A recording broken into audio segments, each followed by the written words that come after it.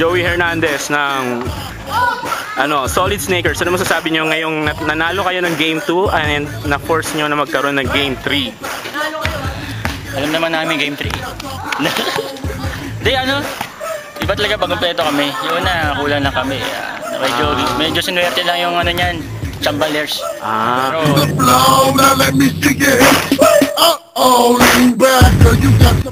Mr. Domingo, ikaw ang highlight na player ngayon. Anong masasabi mo nanalo kayo at ng Game 2 at napili force ngayon na magkaroon ng Game 3?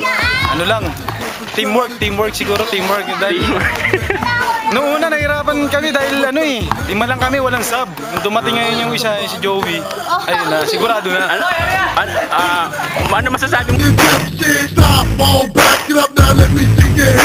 mo na lang para kay Luis Lim na sabi niya hindi siya bagay maging team owner.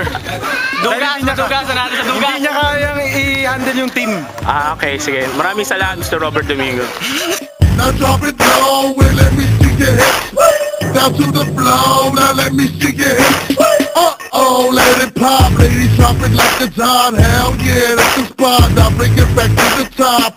Stop, roll down, back it up, now back it up. Let it rise up with the dumb, shaking your trunk and you're twerking. I like the way you move it smoothly. Now why don't you move that booty to me? I'm trying to come up with some thoughts of attack.